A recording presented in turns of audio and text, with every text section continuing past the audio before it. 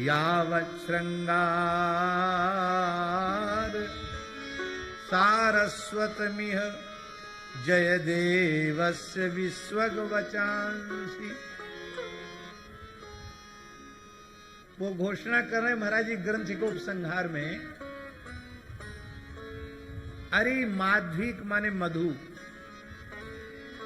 अभी तक तू बहुत इठला रही थी शहद मधु कि बिना हमारे पंचामृत नहीं बन सकता, बिना हमारे औषधि का अनुपान नहीं हो सकता। हमारे बीड़ वाले वैद्य जी बैठे हैं, कहेंगे अमुक भस्म को, अमुक चूर्ण को शुद्ध शहद से चाट लो, कहेंगे ना। शहद का उपयोग है ना आयुर्वेद में कि नहीं, मधु का। तो जयदेव जी कह रहे हैं महाराज जी, अरे शहद अब तू चिंता मत कर, अब जब तक श्री राधा माधव का दिव्य मधुर रस यहां है तब तक तेरी ओर कोई देखने वाला नहीं है। तो शहद किनारे हुई तो शक्कर आई इचलाती हुई, बोले मेरे बिना तो कोई मिठाई बन ही नहीं सकती है। शुगर वालों से पूछो, भगवान की विशेष कृपा करुणा से जिन्हें शुगर हो गया उनसे पूछो। खूब मन करता है मिठाई खाने का, लेकिन प्राण कांपते हैं कि पता नहीं ज्यादा शुगर बढ़ गया तो क्या होगा। पर भैया नामरूप लीला धाम से अधिक मीठा और क्या है। पर इसमें भवरोग का शमन होने वाला है, कोई शुगर बढ़ने वाला नहीं है। तो साध्वी माध्वी का चिंता न भवति भवता। हे मधु, आपको अब चिंता करने की आवश्यकता नहीं है, आपकी तरफ कोई देखने वाला नहीं। शर्करे कर कसासी, अरे शर्करा तू इस राधा माधव के नित्य विहार के रस के आगे तू करकसा है। करकसा माने बालू है, बजरफुट जैसी है। दाख आई, बोले मैं तो बहुत मीठी हूं। बोले द्राक्षे दृक्षन्ति के त्वाम, अरे दाख अब तेरी ओर भी कोई देखने वाला नहीं है।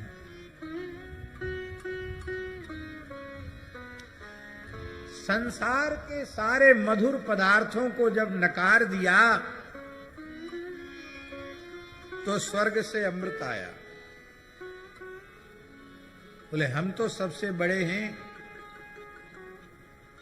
तो बोले अरे तू हट सामने से। क्यों? अमृतम मृतमसी, इस युगल के नित्य विहार रस के आगे अमृत तू मर चुका है।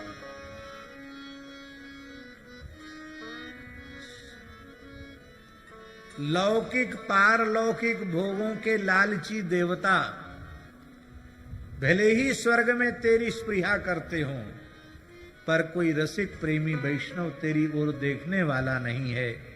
सुखदेव जी ने फटकार दिया, क्व कथा क्व सुधा लोके क्व काचः क्व मणिर्महान ब्रह्मरातो विचार्यैवं तदा देवान जहास। तो अरे अमृत, तू इस दिव्य मधुर युगल का जो नित्य विहार का रसामृत है, इसके आगे तू मर चुका है।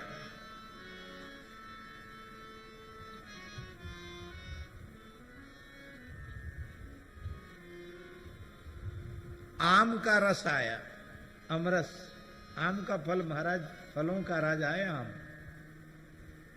और क्या कहें महाराज, इतना मीठा होता है आम। हमारे कहाँ गए जगदीश बाबू जी, बैठे हैं। शुगर है, लेकिन आम देखते ही शुगर की विस्मृति हो जाती। कहते अब बोल महाराज जी कितना जिएंगे, 86 साल तो चल रहा है, एक आध गोली और खा लेंगे, लेकिन ऋतु में आम खाने से वंचित रह जाएं, ये सहन नहीं। एक डॉक्टर बोला आप आम खाने से इतना आपका मन करता है तो एक बढ़िया मीठा आम हो, उसकी एक फांक ले लिया करो। एक फांक जानते ना, उसको 4 टुकड़े करके 4 तरह से अमनिया करके एक फांक ले लिया करो आम की। तो वहां भी लोग अपनी बुद्धि लगा देते हैं। उनका एक फांक ले लो चाहे एक गिलास अमरस ले लो, बराबर है।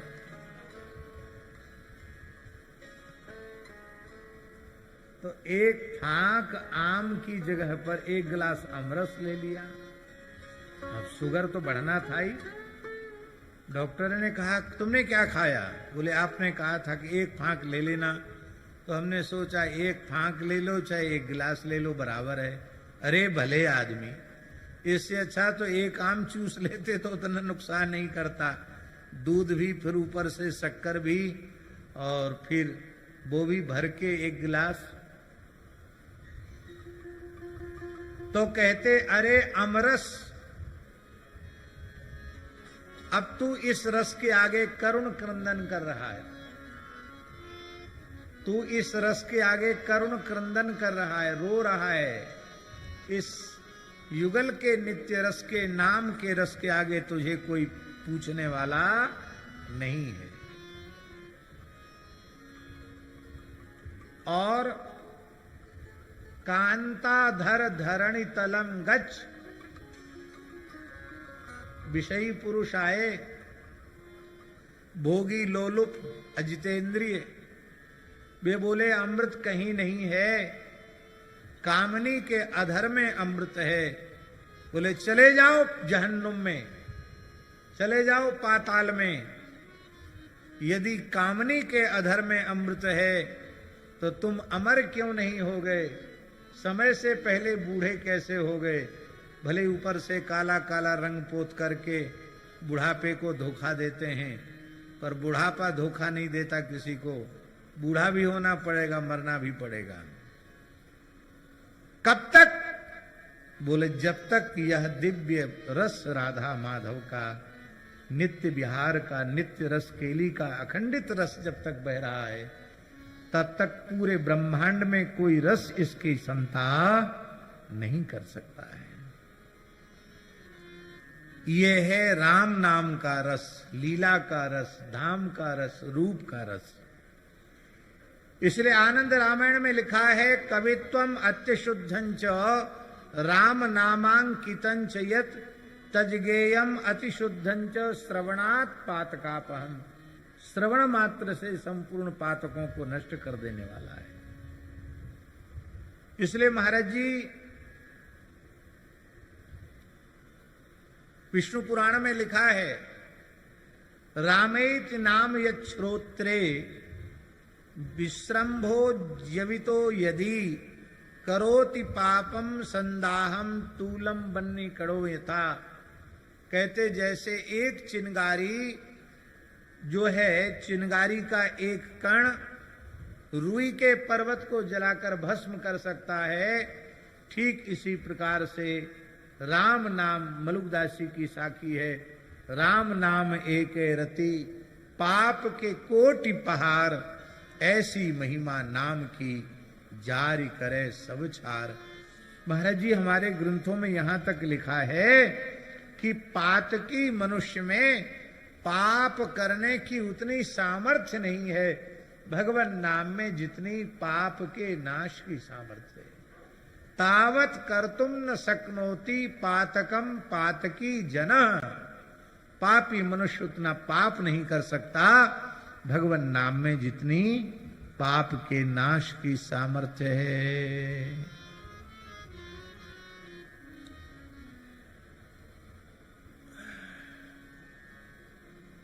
और इस ब्रह्मानंद की अनुभूति, इस प्रेमानंद की अनुभूति, इस भगवदानंद की अनुभूति बिना नाम के आश्रय के नहीं। ब्रह्म सुख अनुभवहि अनुपा ब्रह्म सुखहि अनुभवहि अनुपा अकथ अनामय नाम न रूपा अकथ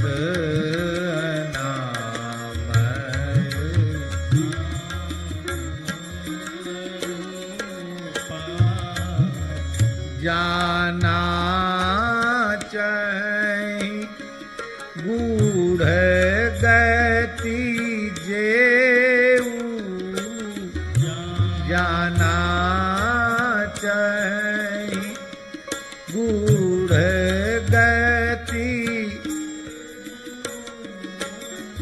नाम जी है जपि जानै तेऊ नाम जी है जपि जानै तेऊ।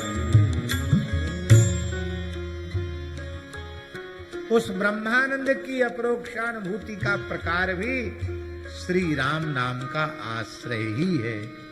उसके बिना प्रस्थानत्रयी के चाहे जितने पारायण कर लो, गीता उपनिषद ब्रह्मसूत्र कंठस्थ कर लो, विविध भाष्यों के व्याख्यान की सामर्थ्य प्राप्त कर लो, यदि श्री राम नाम का आश्रय नहीं लिया तो वो केवल वाग विलास मात्र बन करके रह जाएगा। ब्रह्मानंद की अनुभूति तो बिना राम नाम के आश्रय के न आज तक किसी को हुई है, न हो सकती है और न होगी।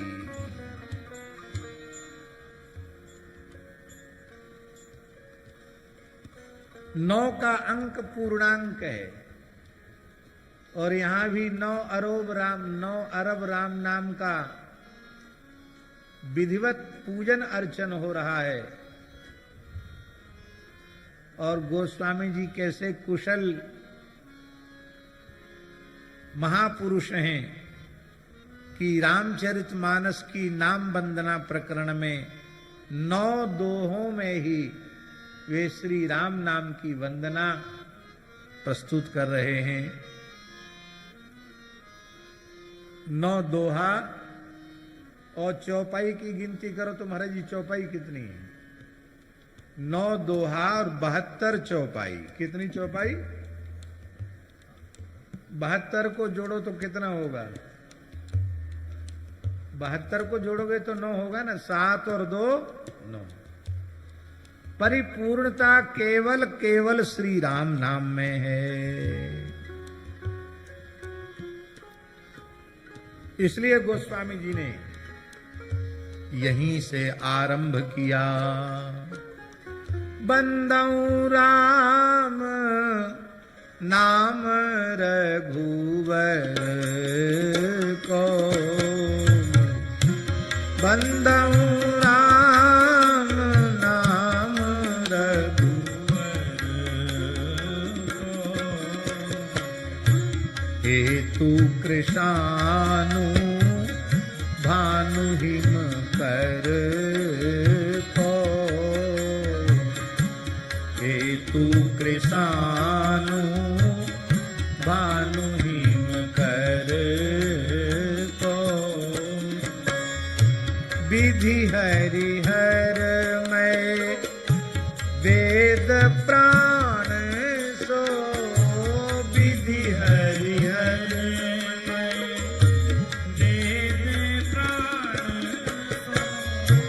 अगुण अनुपम गुण निधान सो, अगुण अनुपम गुण निधान, महामंत्र जोई जपत महेश,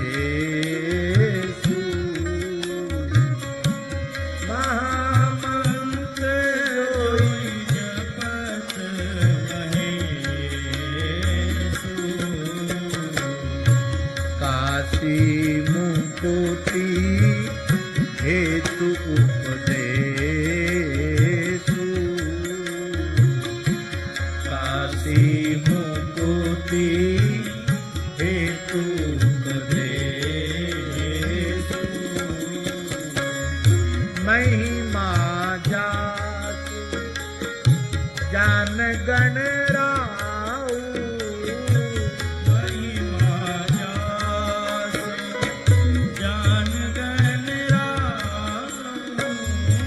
महिमा जासु जान गण राऊ, महिमा जासु जान गण राऊ, प्रथम पूजियत नाम प्रभाऊ, प्रथम पूजियत नाम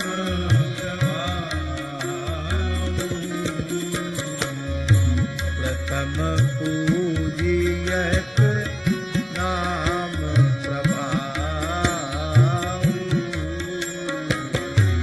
प्रथम पूजियत नाम प्रभाऊ।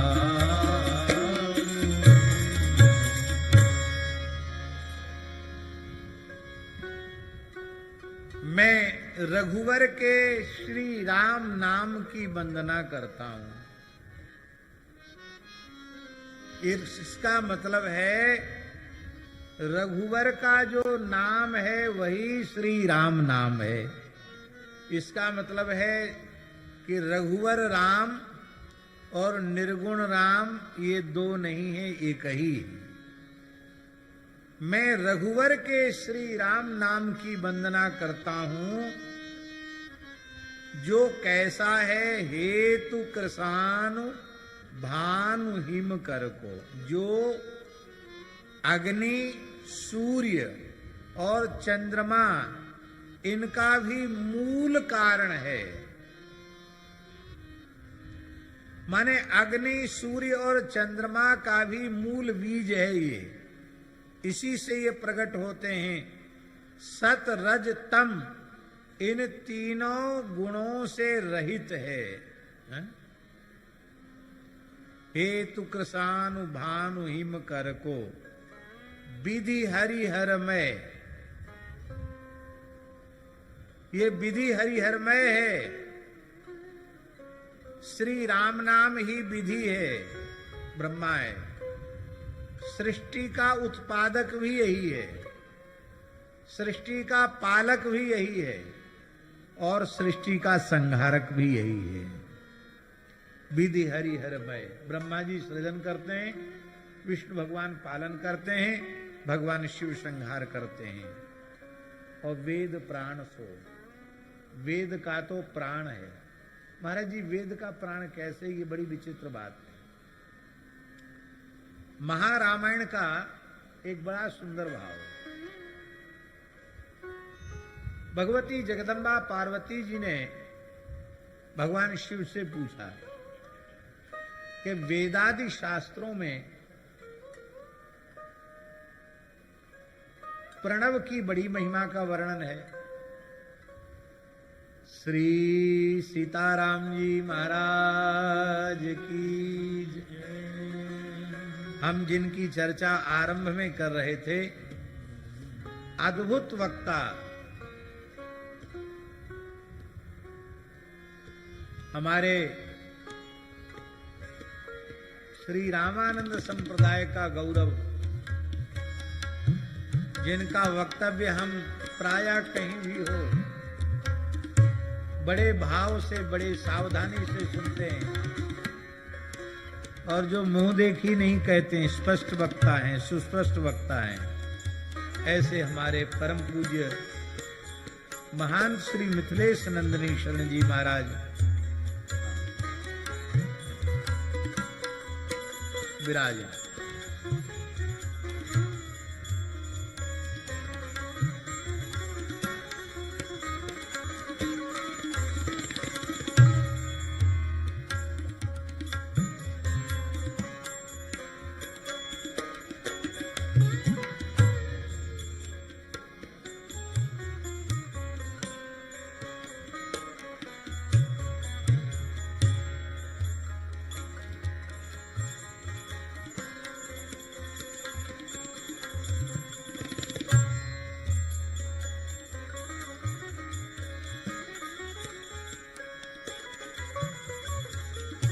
ये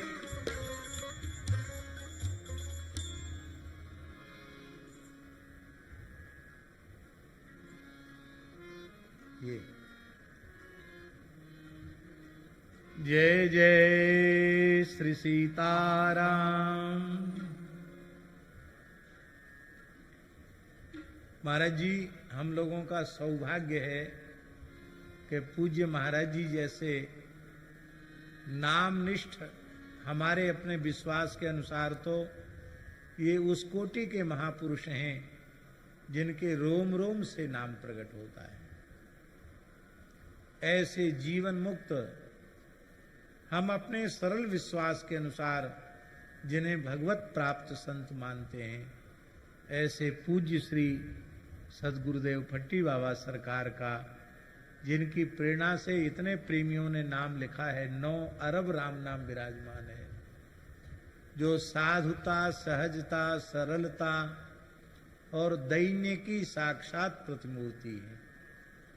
इनका दर्शन करते ही हमें अपने पूज्य गुरुदेव भक्तमाली जी का स्मरण हुआ था। बिल्कुल वैसे ही, ऐसे पूज्य बाबा, यही तो हम लोगों का सौभाग्य भैया। जब तक संत विराजमान है तब तक उनकी महिमा को समझ लो, नहीं बाद में रोना पड़ेगा। बाद में लोग कहेंगे ऐसे थे, ऐसे थे, ऐसे थे, ऐसे थे। अब पछताए होत का जब चिड़िया चुग गई खेत। इसलिए संतों की प्रत्यक्ष उपस्थिति में उनके महात्म्य को अत्यंत सरल हृदय से श्रद्धा पूर्वक स्वीकार कर लो, जिससे कि हम लोगों का जीवन सफल हो जाए, कृतकृत्य हो जाए। तो हम जो चर्चा कर रहे थे उसको हम जल्दी पूरा करेंगे, क्योंकि पूज्य गोरीलाल कुंज वाले महाराज जी का भी आशीर्वाद होना है और पूज्य श्री मिथिलेश नंदिनी शरण जी महाराज का भी मंगलमय आशीर्वाद हम सब लोगों को प्राप्त होगा। तो भगवती जगदम्बा पार्वती जी ने पूछा महाराज जी कि वेदादि शास्त्रों में, पुराणों में प्रणव की महिमा का भूरिशः गायन किया गया है। आपने भी प्रणव की महिमा का वर्णन किया है, लेकिन मैं निरंतर आपके निकट रहकर अनुभव करती हूं कि आप कभी प्रणव का जप नहीं करते, आप निरंतर श्री राम नाम का जप करते हैं। इसका हेतु क्या है? जब प्रणव की इतनी महिमा है तो आपको भी प्रणव का ही जप करना चाहिए। आप राम नाम का जप क्यों करते हैं? तो वहां महाराज जी भगवान शिव का वचन है, राम नामनः समुत्पन्नो प्रणवो मोक्षदायकः। भगवान शंकर कह रहे हैं, हे देवी पार्वती, मोक्षदायक जो प्रणव है वो श्री राम नाम से उत्पन्न है। प्रणव सर्ववेदेषु शब्दखे पौरुषम नृषु। संपूर्ण वेदों में भगवान ने प्रणव को अपना स्वरूप कहा। इसका मतलब है कि संपूर्ण वेदों का एकाक्षरी स्वरूप है ओम। वहीं से वेदों का माने वेद उसी में प्रतिष्ठित हैं और वह प्रणव श्री राम नाम में प्रतिष्ठित है। इसलिए विधि हरिहर में वेद प्राण सो, वेद का प्राण प्रणव और प्रणव का भी प्राण श्री राम नाम है। देहाती भाषा में कहें, सरल भाषा में कहें तो प्रणव बेटा है, राम नाम बाप है। बोलो भक्त वत्सल भगवान की जय। यद्यपि भगवान नाम की दृष्टि से कोई भेद नहीं है, पर जन्य जनक संबंध माना जाएगा कि नहीं? जब राम नाम न, भगवान भोले बाबा कह रहे, हम कहते तो आप संदेह कर सकते थे। राम नाम न समुत्पन्नो प्रणवो मोक्षदाय कहा। वर्तमान समय में अधिकार अनधिकार का विवाद ही समाप्त हो चुका है। अब कोई प्रतिबंध नहीं है कि क्या मार्ग सोई जो कहें जो भावा। और आप भरे मंच से हम तो चर्चाएं कर देते हैं, वर्णाश्रम व्यवस्था की भी चर्चा करते हैं, विधि निषेध भी कभी मन में आता तो कर देते हैं चर्चा। लेकिन हमको लोग टोकते हैं, कहते महाराज ऐसा मत बोला करो, नहीं तो झगड़ा हो जाएगा, यूं हो जाएगा, त्यों हो जाएगा। समय दूसरा आ गया। चलो ठीक है, केशव कहीं न जाए का कहिए, समुझ मन ही मन रहिए। ठीक है,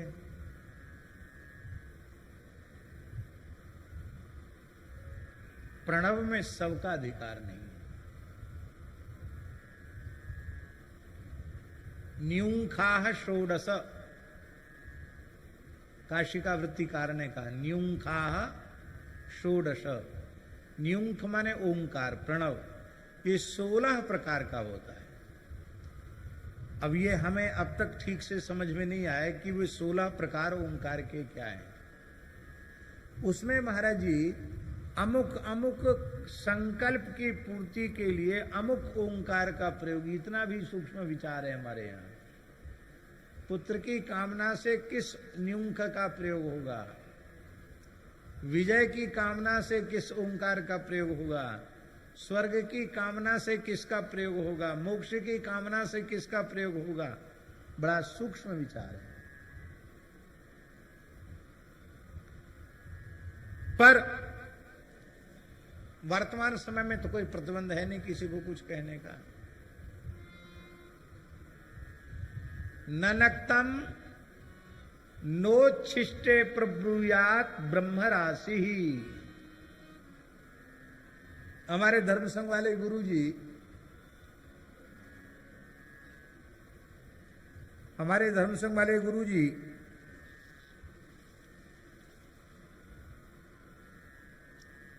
भोजन करने के बाद वेद नहीं पढ़ाते थे।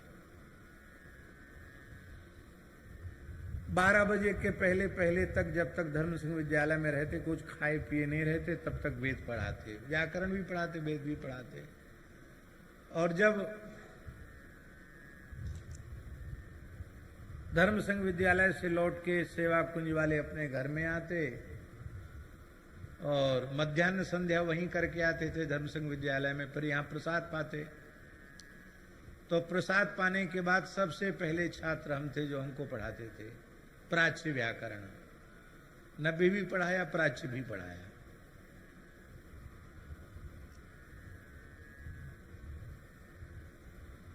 और हमको वेद पढ़ना था, तो फिर यहां आकर भी देर कर दे, बोले नहीं प्रसाद पालेंगे, भोजन कर लेंगे तो वेद नहीं पढ़ाएंगे, खाकर के वेद नहीं पढ़ाएंगे। रात्रि में कोई कहे वेद पढ़ा दो तो नहीं पढ़ाएंगे। ननक्तम नो छिष्टम प्रब्रूयात, मन पढ़ावे, क्योंकि ब्रह्म राशि।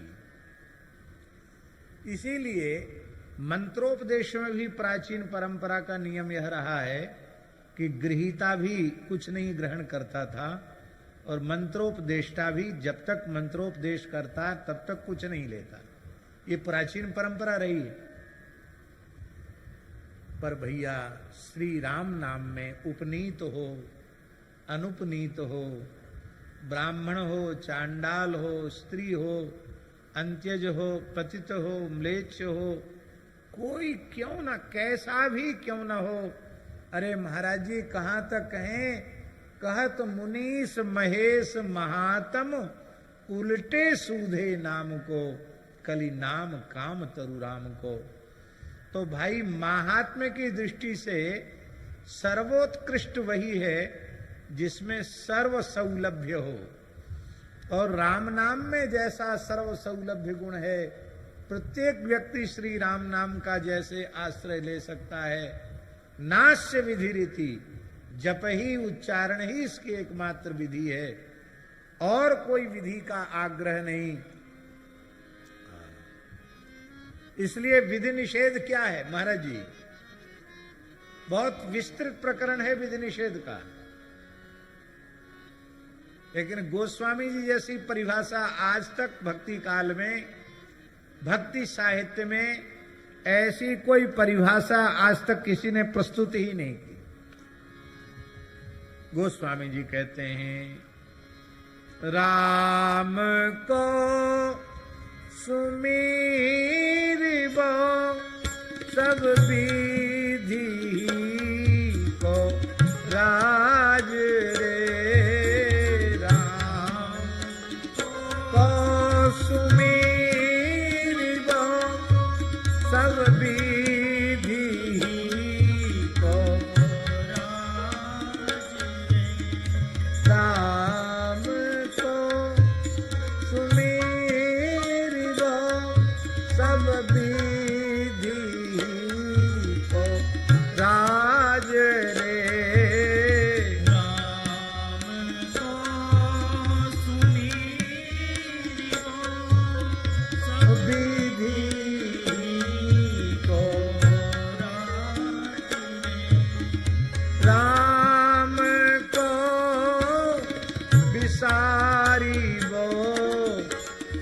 निषेध सिर ताज रे।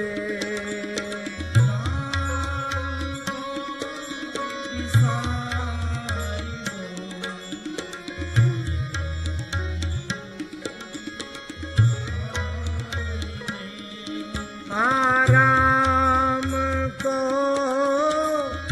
विसारी बो निषेध सिर ताज रे।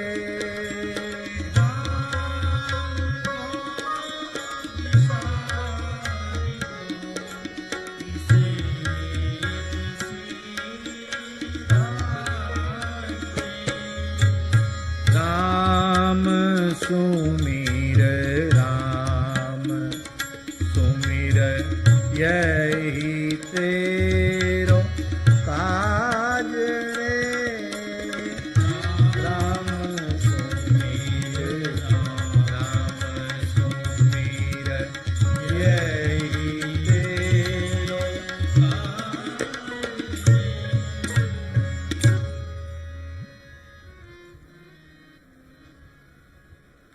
आप कहेंगे राम नाम से प्रणव कैसे प्रकट हो गया?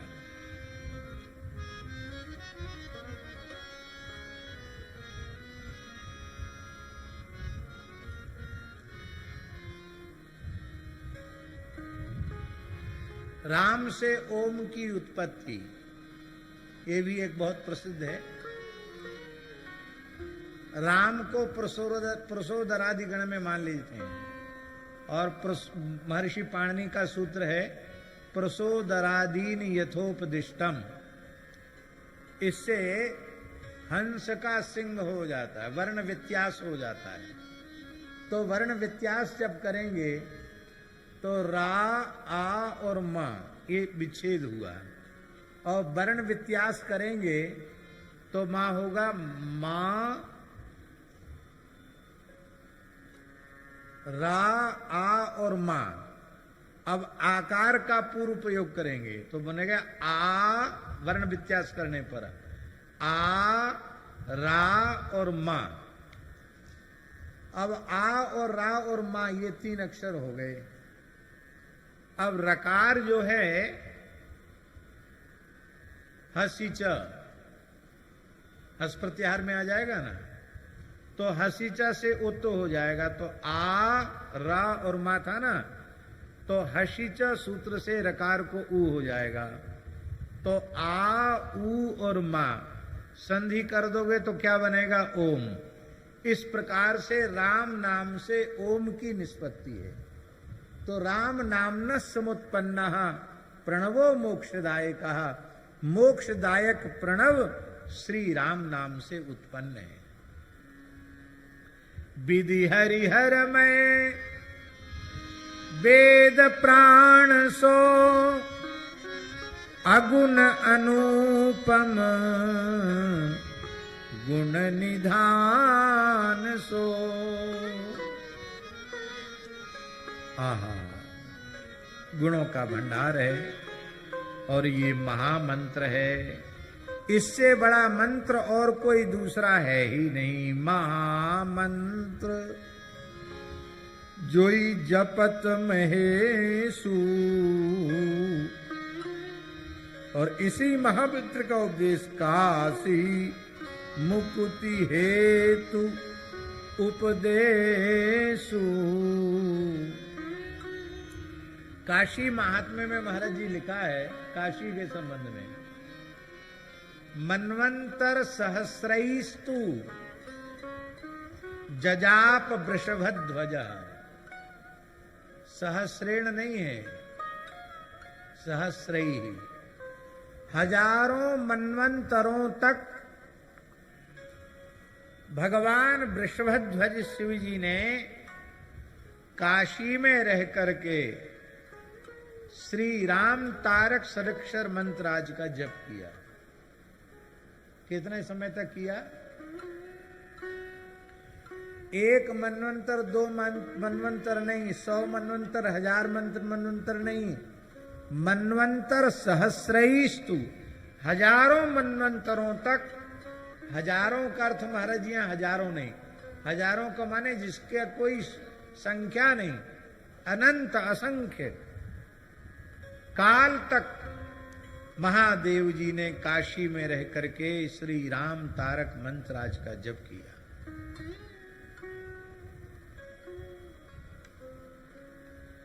भगवान प्रकट हो गए, राम जी प्रकट हो गए।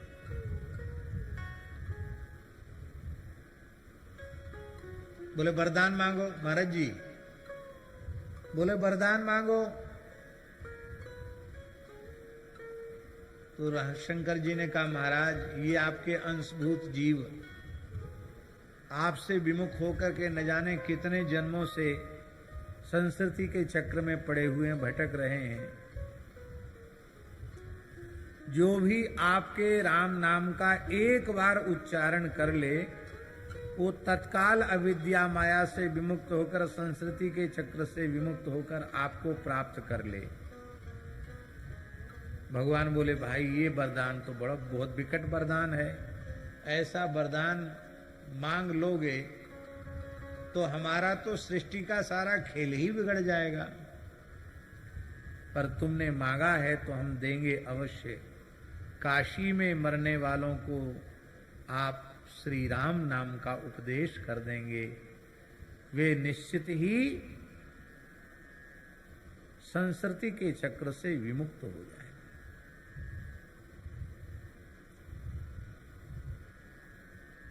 वीर मित्रोदय नामक ग्रंथ में पंडित प्रकांड श्री मित्र महर्षि ने तीर्थ प्रकाश नामक प्रकरण में एक बहुत सुंदर बात लिखी है। काशी महात्म्य में बहुत सुंदर लिखा महाराज वीर मित्रोदय ने। वो कहते हैं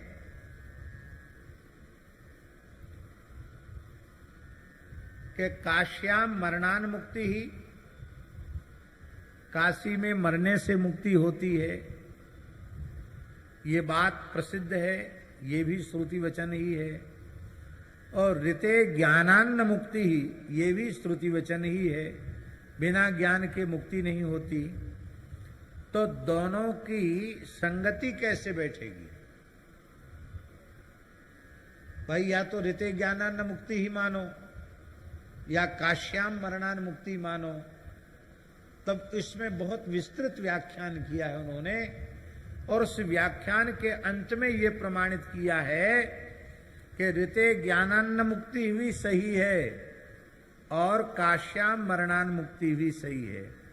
क्योंकि काशी में मरने वालों को जब भगवान शिव श्री राम तारक का उपदेश करते हैं तो उपदेष्टा की महिमा के कारण मंत्र प्रदान के अव्यवहित उत्तर क्षण में ज्ञानोत्पत्ति हो जाती है, और ज्ञानोत्पत्ति होने से वो मुक्त हो जाता है। इसलिए ऋते ज्ञानान्न मुक्ति भी सही है, पर ये सुविधा केवल और केवल काशी वासियों को प्राप्त है, काशी में मरने वालों को प्राप्त है।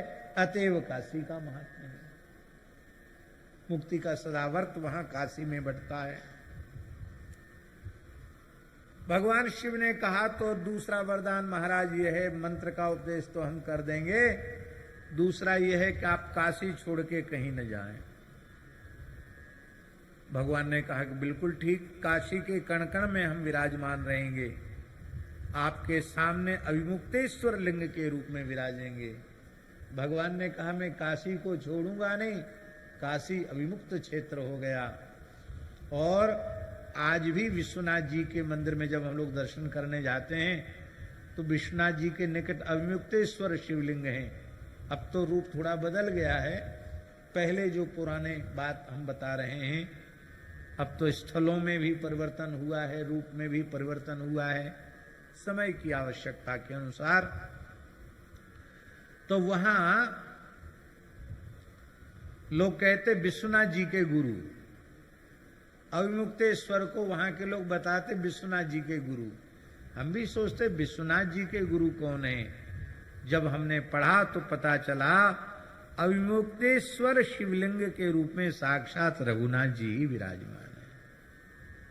कहा हम कहीं नहीं जाएं। काशी के कण कण में नाम का महात्म्य व्याप्त है, इसलिए महामंत्र सुई जपत महेशु, काशी मुकुति हेतु उपदेशु, महिमा जासु जान गण राउ, प्रथम पूजियत नाम प्रभाऊ। नाम के प्रभाव से गणेश जी भी प्रथम पूज्य हैं। महारामायण में लिखा है, परमेश्वर नामानि संचनेकानि पार्वती, परंतु राम नामेदम सर्वेशामेव मुत्तमम, सर्वेशामुत्तमम मतम। भगवान के अनंत नाम हैं हे पार्वती, किंतु श्री राम नाम उनमें सर्वोपरि है। अनंता भगवन मंत्रा नानेन तु समाकृता, श्रियो रमण सामर्थ्यात् सौंदर्य गुण सागरात्, श्री राम इति नामेदं तस्य विष्णोः प्रकीर्तितं, रमणान्नित्य नित्युक्तत्वाद् राम इत्यभिधीयते। पद्म पुराण में भगवान शिव कह रहे हैं कि भगवान के अनंत मंत्र हैं, अनंत नाम हैं विष्णु के, उन नामों में श्री राम नाम विष्णु के सहस्रों नाम के तुल्य है। समस्त वेदों में, समस्त मंत्रों में श्री राम नाम के जप का करोड़ों करोड़ों गुना महात्म्य वर्णन किया गया है। जपतः सर्व वेदांश्च सर्व मंत्रांश्च पार्वती, तस्मात् कोटि गुणम पुण्यम राम नाम नैव लभ्यते। पद्म पुराण में उससे करोड़ों गुना पुण्य केवल श्री राम नाम से ही प्राप्त हो जाता है। और पद्म पुराण उत्तराखंड का श्लोक तो जन जन में प्रसिद्ध है। प्रायः भारतवर्ष की पवित्र धरती पर जन्म लेने वाले इन सबको याद है, आप लोगों में भी सबको याद होगा। राम रामेति रामेति रमे रामे मनोरमे, सहस्रनाम तत्तुल्यम राम नाम। अच्छा ये बताओ किसको याद नहीं है? लो, आपको याद नहीं है? तब याद कर लो फिर, नहीं तो भारतवासी होने का प्रमाण पत्र नहीं मिलेगा। रामो रामे है, रामो रामेति रामेति करणे करणे जपन जना। और आपको इतना छोटा श्लोक याद नहीं? राम रामेति रामेति बोलो, राम रामेति रामेति रमे रामे मनोरमे, रमे रामे मनोरमे, सहस्रनाम तत्तुल्यम सहस्रनाम तत्तुल्यं, राम नाम वरानने।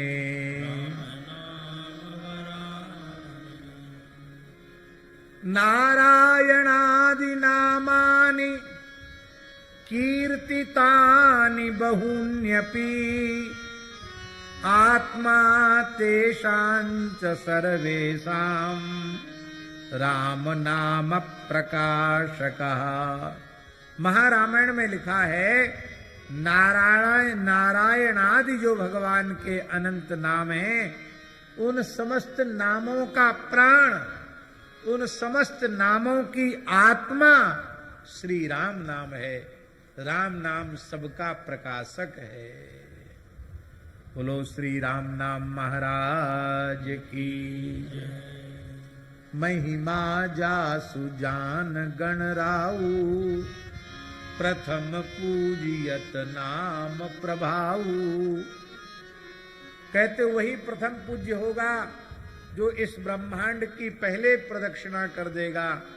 श्री नारद जी के उपदेश से एक शिलाखंड पर चंदन से गणपति भगवान ने राम नाम लिखा और उसकी परिक्रमा श्रद्धा पूर्वक की, तो वाहन से जो विविध देवी देवता अपने द्रुतगामी वाहनों से परिक्रमाएं कर रहे थे, उन सबको महाराज जी यही अनुभव होता था कि हमारे आगे आगे गणेश जी चल रहे हैं। राम नाम की महिमा से भगवान गणेश प्रथम पूज्य हुए। समय लगभग हो चुका है, 5 मिनट कम है 7 बजने में। महापुरुषों का आशीर्वाद भी होना है, इसलिए हम यहीं अपनी वाणी का विराम करते हैं। बड़ा आनंद मिल रहा है।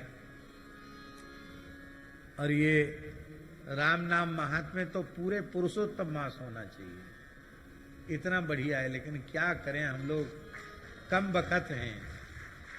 कम बखत जानते हैं ना, एक तरह की गाली है कम बखत। पूज्य संत श्री गोपालाचार्य जी कहते थे, अब सब लोग कहते हैं हमारे क्या करें, समय का अभाव है, तो बखत कम माने कम बखत। लेकिन भगवान की ये बड़ी करुणा है कि भगवान ने किसी भी प्रकार से कान पकड़कर अपने नाम रूप गुण लीला के चिंतन में लगा रखा है। अभी अभी हिमालय से उतरे हैं, इतना बढ़िया मौसम उत्तर काशी का था, क्या कहना।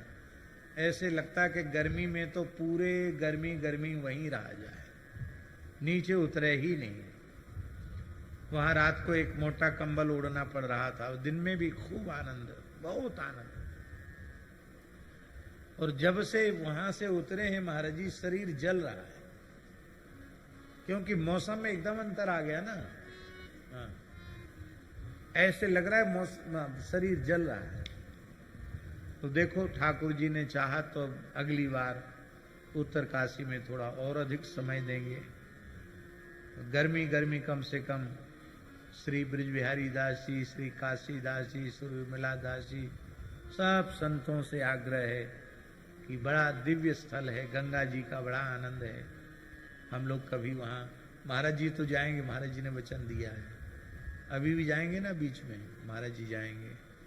सभी पूज्य महापुरुषों, गोरेलाल जी वाले महाराज जी ने अगली बार आने का वचन दिया है। तो इन्हीं शब्दों के साथ हम लोग वहां भी उत्सव मनाएंगे। इस बार भी खूब दिव्य उत्सव मनाया गया।